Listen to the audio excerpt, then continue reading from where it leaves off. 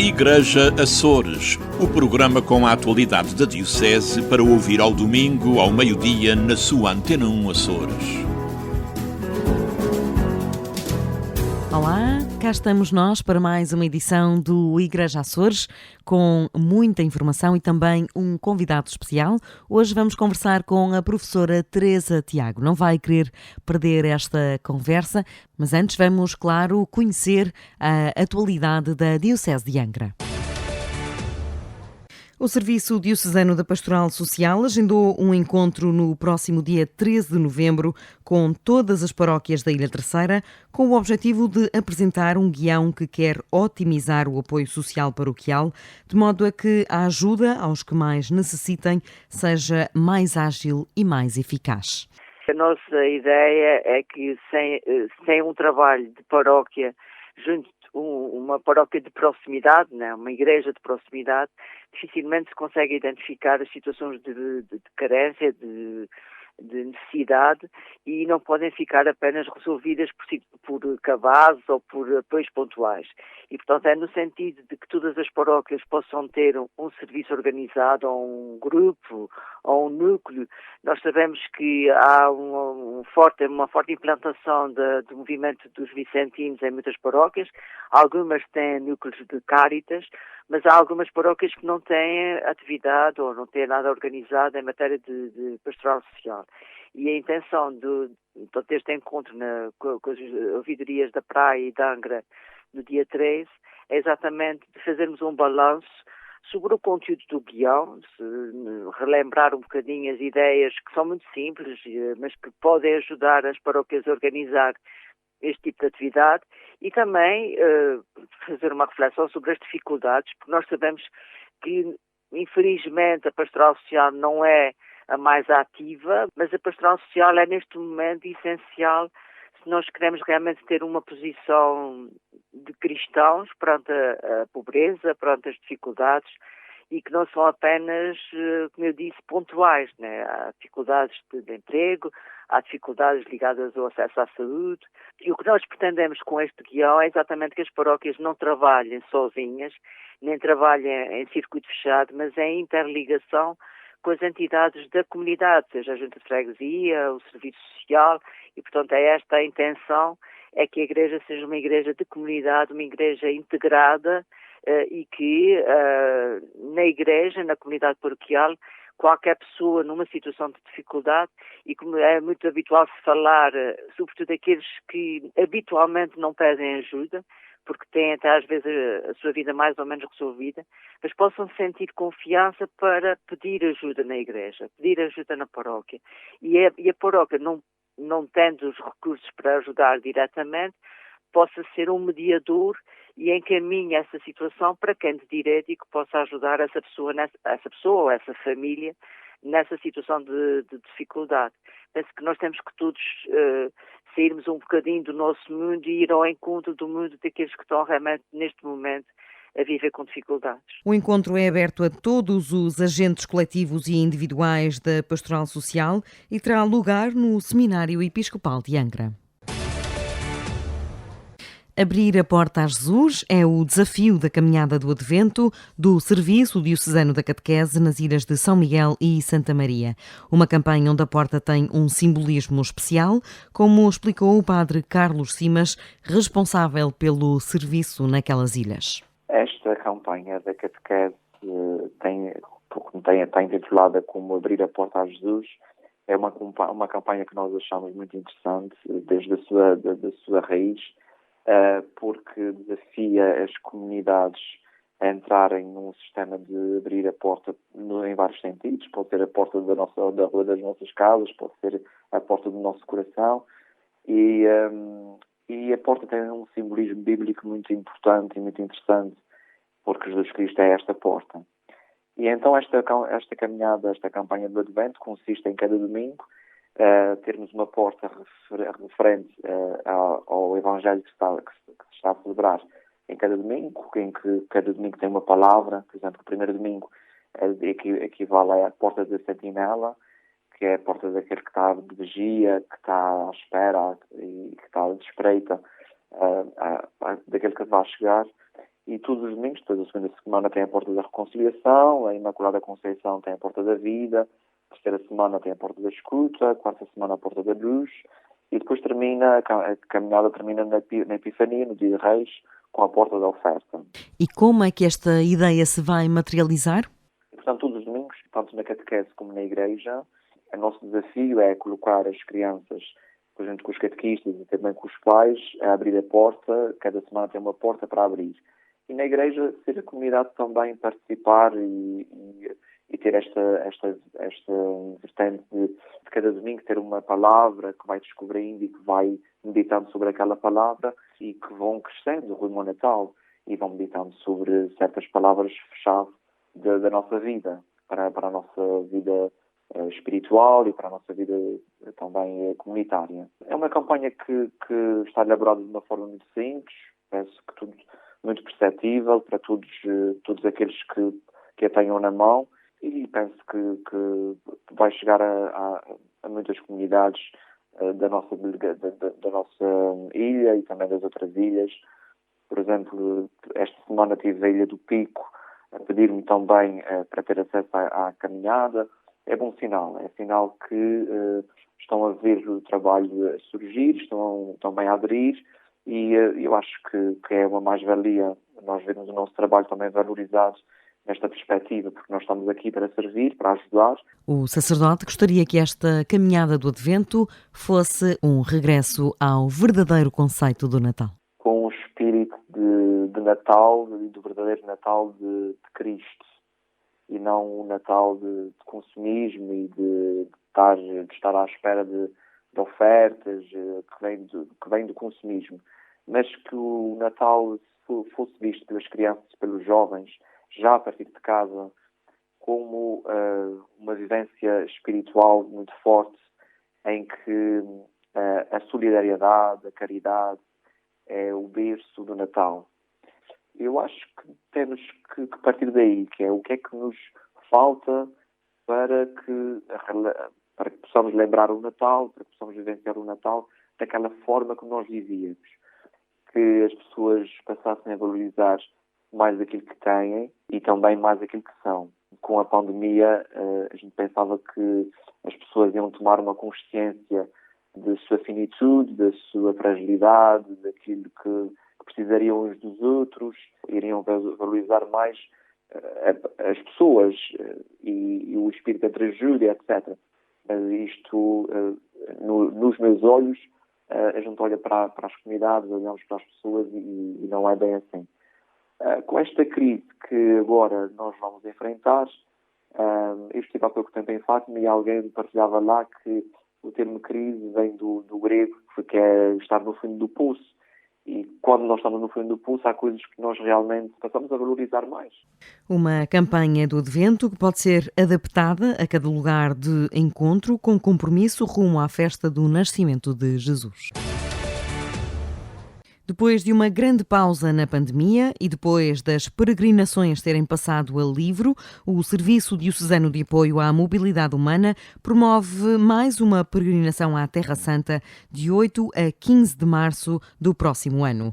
Este ano as vagas ficaram preenchidas mais cedo do que é habitual, admite o diretor do serviço, cônego Jacinto Bento. Eu já tinha muitas saudades da Terra Santa, porque a última vez que tinha estado lá foi quando a pandemia já estava mesmo a começar, em início de fevereiro de 2020. No entanto, começaram a aparecer algumas pessoas também que estavam entusiasmadas por peregrinar à Terra Santa, e então organizou-se, e ela já está completa, já tem até mais peregrinos do que o número de lugares reservados no avião, mas eu vou pedir à agência a ver se ela consegue mais alguns lugares. Já temos mais de 30 peregrinos inscritos nesta peregrinação à Terra Santa. E mais esta peregrinação à Terra Santa tem, creio que, 7 pessoas de São Miguel, tem um casal de São Jorge, tem 2 pessoas do continente e os restantes estão aqui da Ilha Terceira. O roteiro é intensivo e traz novidades no próximo ano.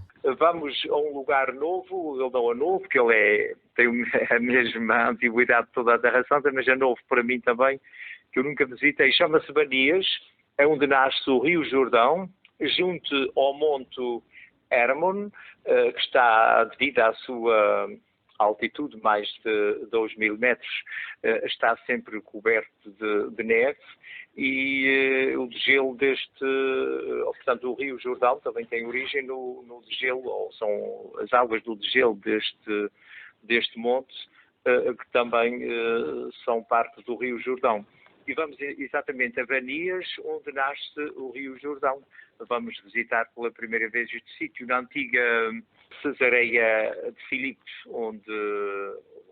onde Jesus interroga os apóstolos e os discípulos acerca da sua pessoa. Quem dizem os homens que eu sou, quem dizem vocês que eu sou. A visita compreenderá passagens pelo Monte das Bem-aventuranças, Basílica da Anunciação, Santo Sepulcro, Igreja Getsemani, a Basílica da Natividade, entre outros lugares que evidenciam a vida de Jesus. Entre Vistas, com o Padre Teodoro Medeiros.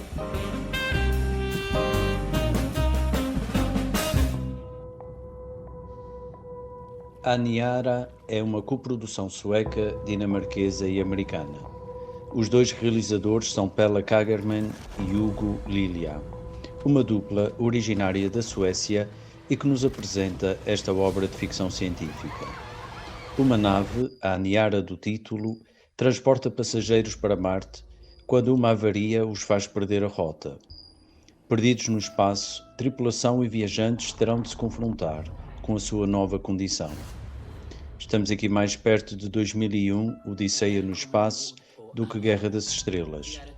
E não estamos assim tão longe do Solaris de Tarkovsky, embora este seja um filme mais cru, claustrofóbico e visceral.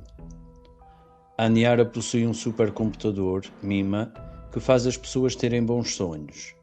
Até o momento em que esta também desiste da esperança, afirma que só ouve o choro das pedras, entra em colapso.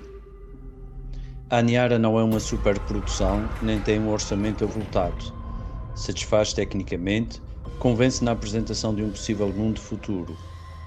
A espaços é assustador, como se tratasse de um filme sobre o Holocausto. É um retrato brutal do exercício da autoridade e dos perigos da tecnologia. A desumanização começa quando não há esperança. Boa visão, boa semana e um santo domingo para todos.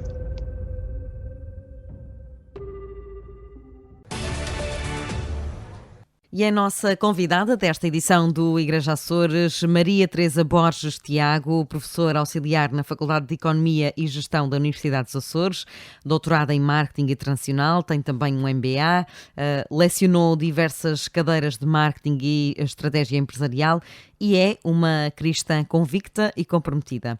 É também a coordenadora dos projetos científicos Smart Tourism e Taste.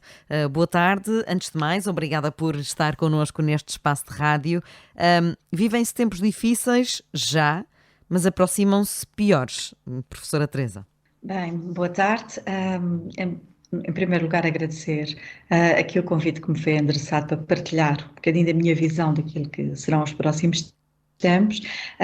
Uma boa tarde extensível a todos aqueles que nos estão a ouvir na rádio. E dizendo de forma relativamente, eu acho que simples, infelizmente, acredito que se aproximam tempos difíceis, e difíceis a vários níveis, até dentro que já neste momento ultrapassam é muito aquilo que é a vontade de Portugal e dos portugueses e dos açorianos em concreto, de ultrapassar esta crise em si. E basta atender a alguns dos números para conseguirmos perceber efetivamente aquilo que estamos a falar. Ainda a semana passada o FMI lançou um dos seus últimos relatórios em que revia em baixa as projeções para 143 economias a nível mundial. E a importância que esta revisão em baixa das projeções que essas economias têm é o facto de elas per si serem já responsáveis por 92% do PIB mundial. Logo vai-se assistir, sem dúvida, a uma recessão a nível mundial. Eu diria quase que teremos aproximadamente 1/3 da economia mundial em recessão até o final do próximo ano, o que não augura nada de bom. E Portugal está certamente nessa lista, aliás, como muitos dos países da Europa. Eu sei, começamos logo com esta nuvem negra e para mim a remissão. Em que medida é que o turismo nos Açores poderá ser uma espécie de tábua de salvação, se é que pode ser?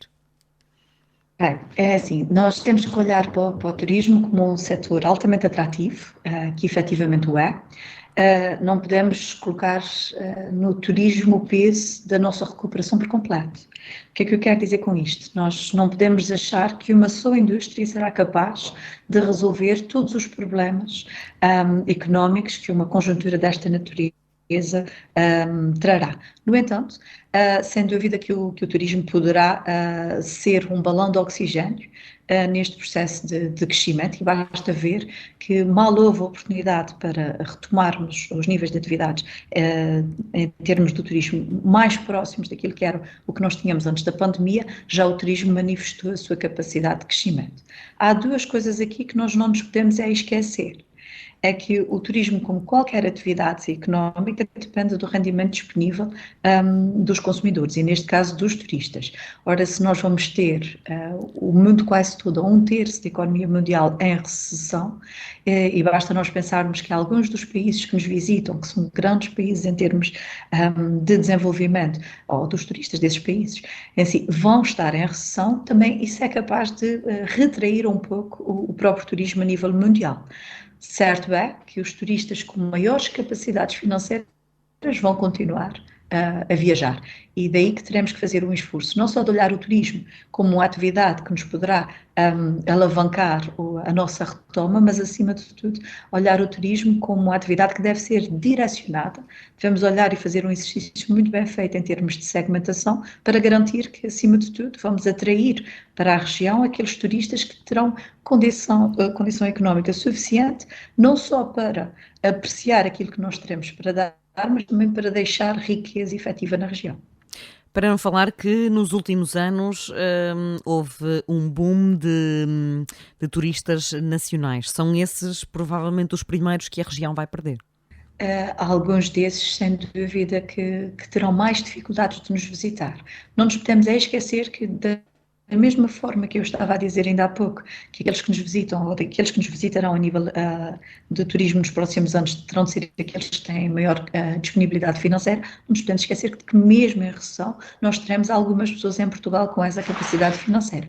Temos novamente que garantir, em primeiro lugar, que temos uma oferta que é consistente e que é consistente a todos os níveis, isto é, não é só a hotelaria, tem que ser na restauração, nos transportes, a todos os níveis e mesmo na hospitalidade dos locais, para garantir que efetivamente as pessoas que nos visitam sentem que vale a pena fazer o esforço para continuar a visitar os Açores. E na verdade já não éramos propriamente um destino barato, digamos assim, mesmo para o turista nacional.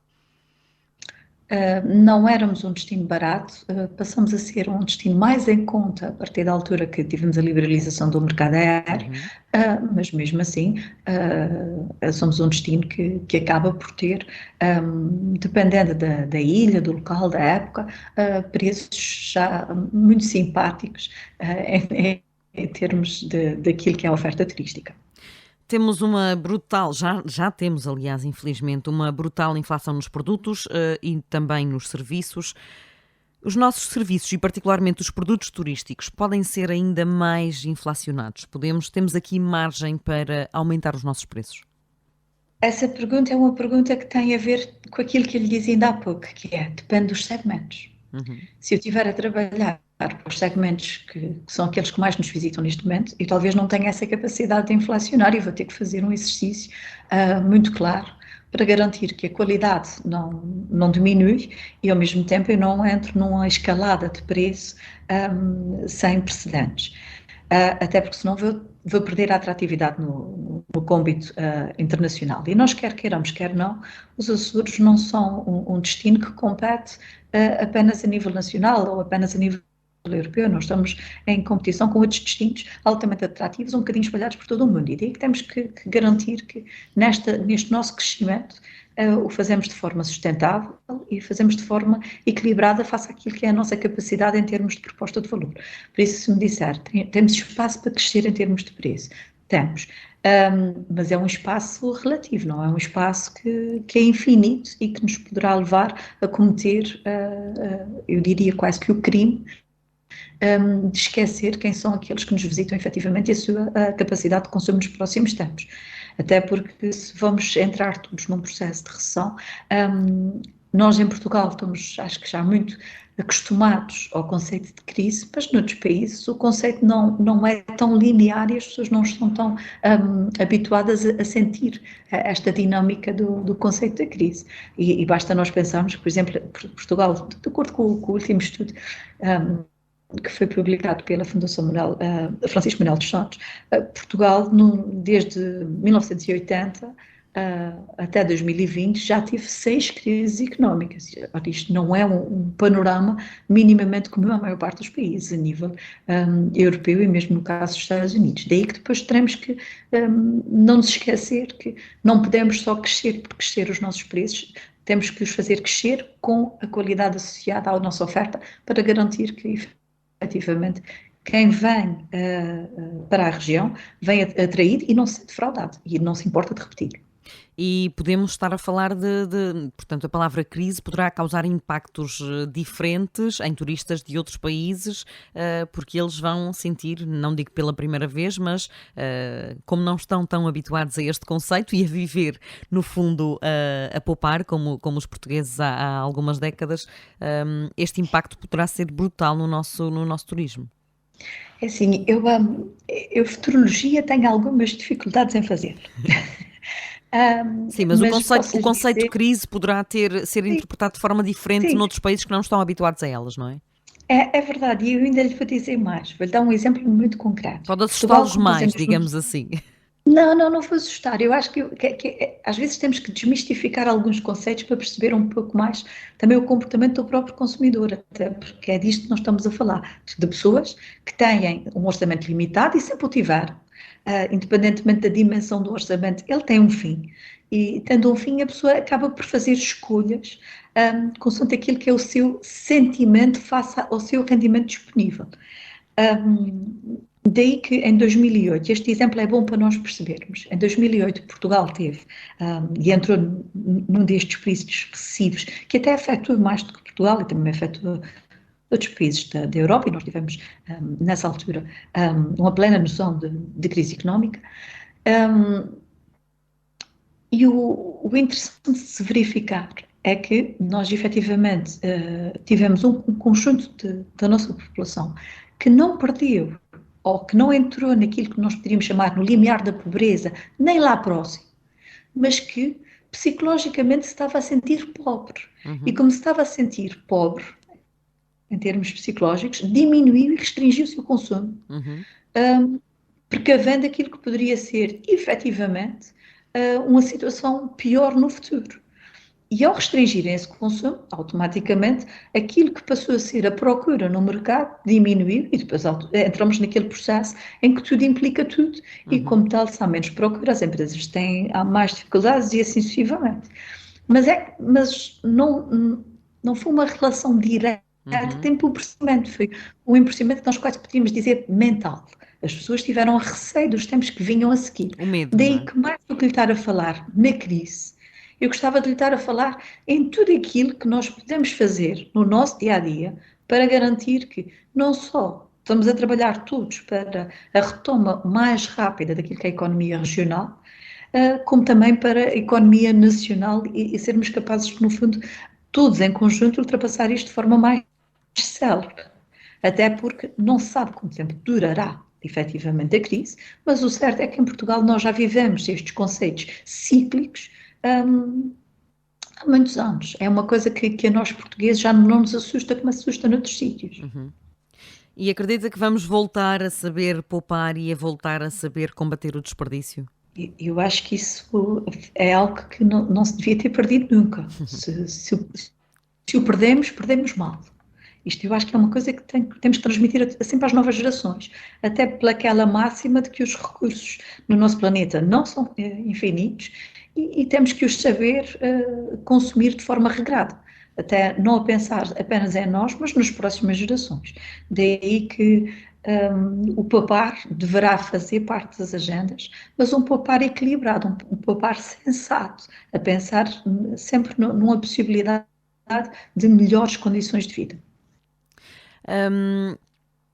Como é que as famílias mais pobres dos Açores vão passar por esta fase? Se já éramos um território problemático com grandes índices de pobreza, como é que vamos conseguir lidar com o que aí vem, o que já chegou no fundo?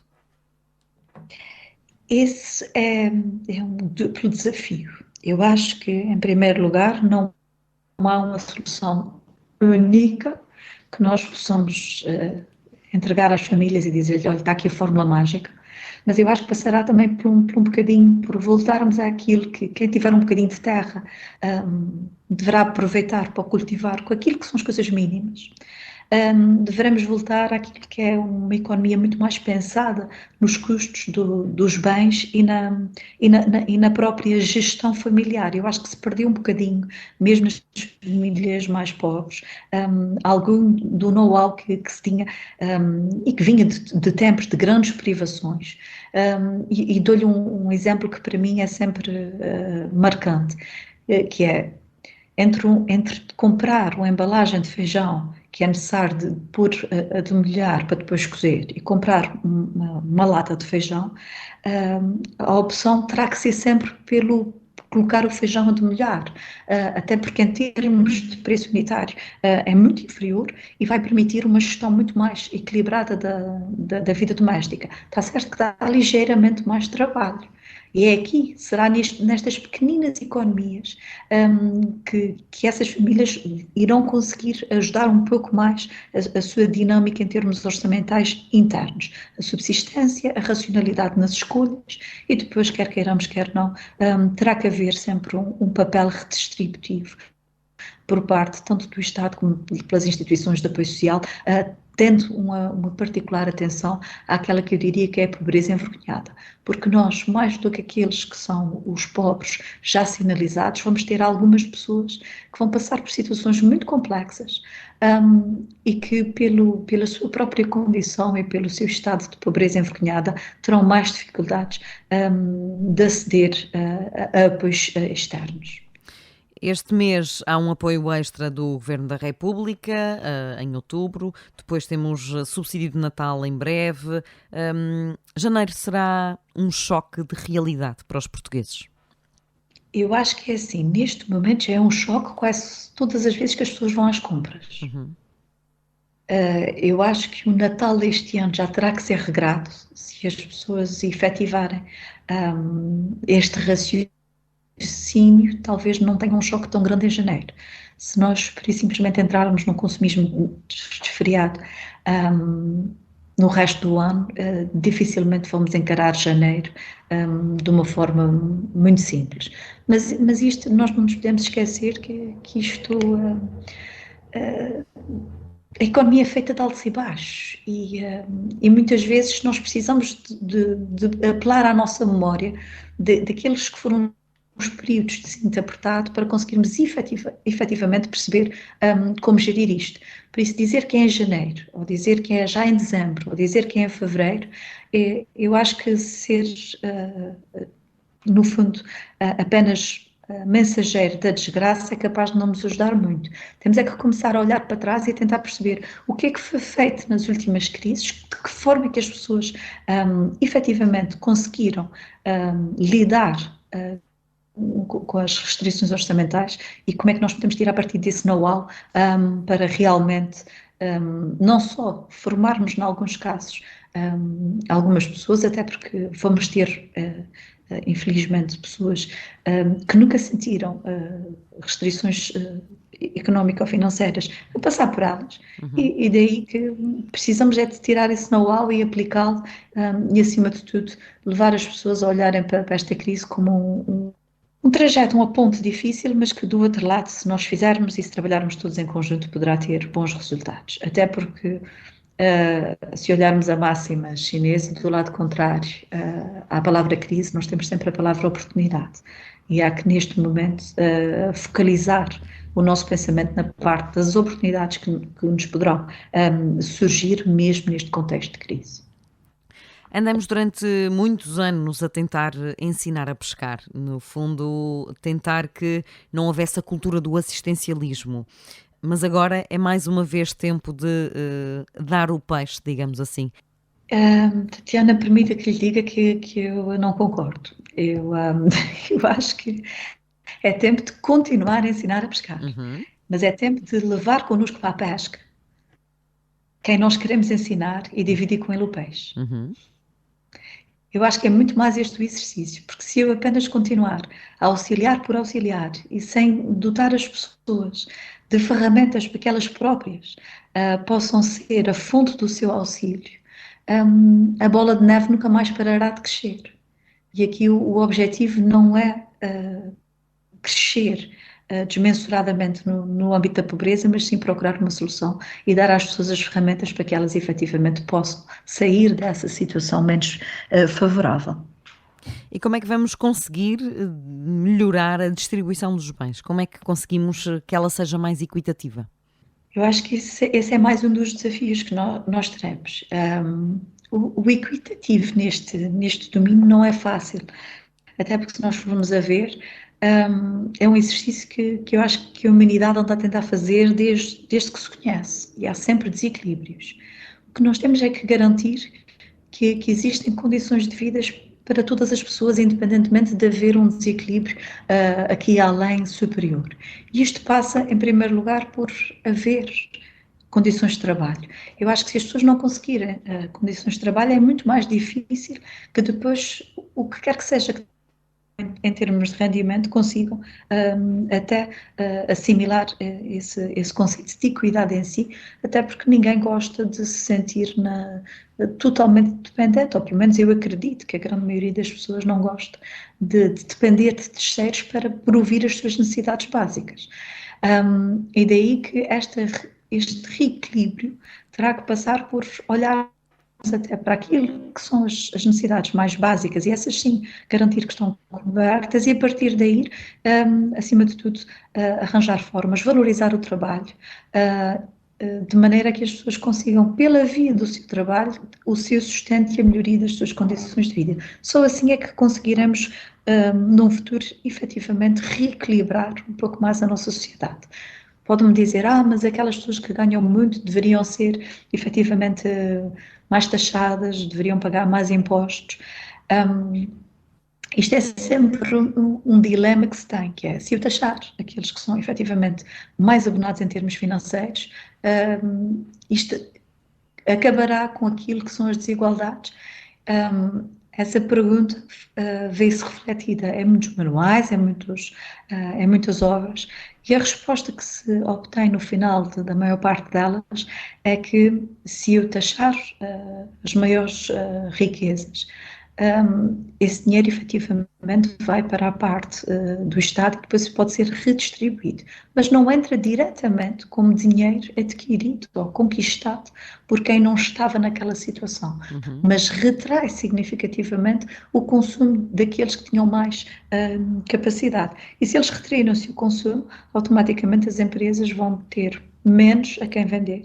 Se tiverem menos a quem vender, têm menos a quem pagar, menos para pagar aos seus funcionários, vão ter que fazer downsizing e assim sucessivamente.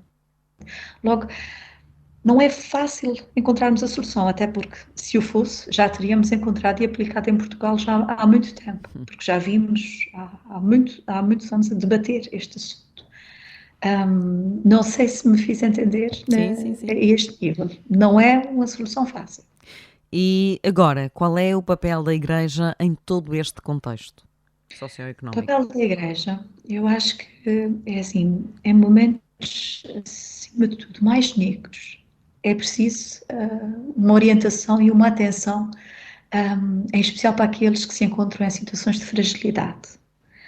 Cabe à Igreja, mas cabe a cada um de nós, independentemente da sua confissão, ter este papel de apoio ao outro, de apoio ao próximo, de conseguir perceber que o facto de alguém se aproximar de nós, não digo de mão estendida, porque isso é uma expressão muito triste, mas alguém se aproximar de nós, demonstrando algumas das suas fragilidades humanas, já só licencia um exercício de coragem por parte dessa pessoa que necessita da nossa parte de um exercício também, ele de coragem, para ser empático, para ver no outro, para sentir no outro alguém a quem nós podemos ajudar.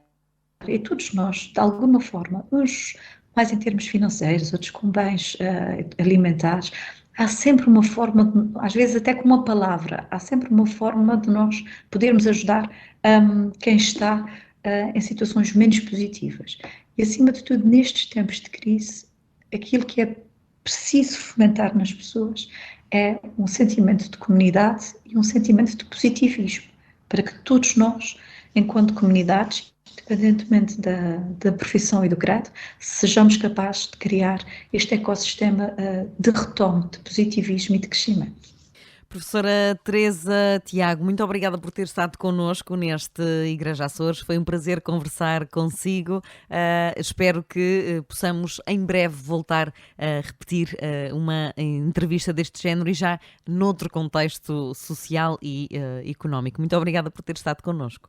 Obrigada eu, e realmente espero encontrar em breve num contexto muito melhor, muito mais positivista, até porque nós queremos que este seja uma recessão curta, apesar de nós termos arautos da desgraça um pouco por todo o mundo, queremos crer que será relativamente rápida a retoma. Obrigada. Vamos rezar para um reencontro daqui a mais ou menos uns 3, 4 meses. Estou a brincar. É o meu lado muito otimista a falar. Muito obrigada, professora Teresa. Um grande beijinho. E o Igreja Açores regressa na próxima semana com mais atualidade da Diocese Açoriana e com mais um convidado especial. Igreja Açores, o programa com a atualidade da Diocese para ouvir ao domingo, ao meio-dia, na sua Antena 1 Açores.